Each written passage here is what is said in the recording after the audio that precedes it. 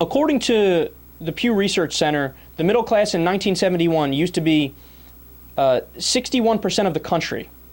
Today, it's 51% of the country. So you have a 10% decrease in the middle class. They're more slipping into poverty.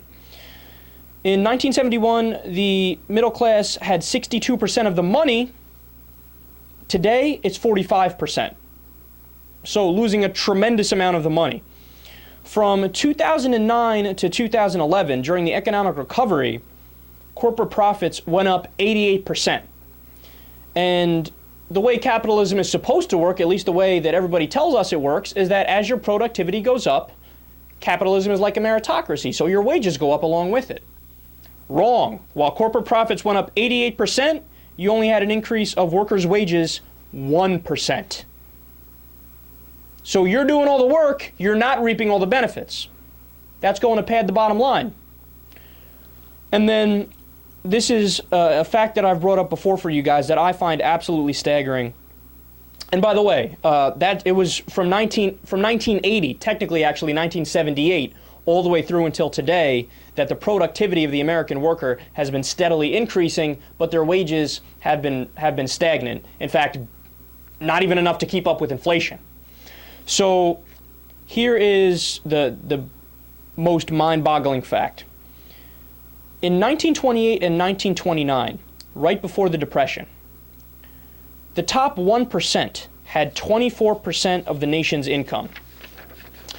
And then when we had a better economy from the golden age of economic expansion, 1952 to 1980, the top 1% had between 9% and 11% of the nation's income. So the wealth was more evenly distributed throughout the country. So right before the Great Depression, 24% of the wealth they had. When things were going better, between 9% and 11% of the wealth they had. So how much do they have today? 24%. We've gone right back into a gilded age, and the reason being is that we don't have, number one, a government that has really efficient policies that look out for the middle class, and number two, there's been a war on unions. So when these Republicans tell you, oh, the right to work is for the workers, those laws are for the workers, these anti-union laws are to help out the workers, don't believe it for a second. You think management is looking out for you? You think you don't need collective bargaining in order? Let me ask you a question. Who has all of the clout in a conversation between you and you trying to get a job? So you got no money, you're a schmuck looking for a job, or even if you have money and you're looking for a job, you're doing a job interview, and they say, okay, you're hired, you're getting paid $12 an hour.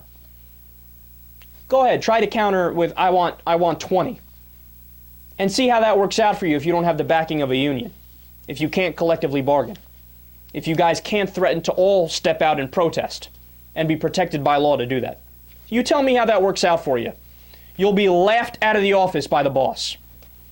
See, that's the problem. The pendulum has swung way too far in the direction of giving the owners and the CEOs and the ruling class all of the power, right? I mean, they already have all the power because they have the money.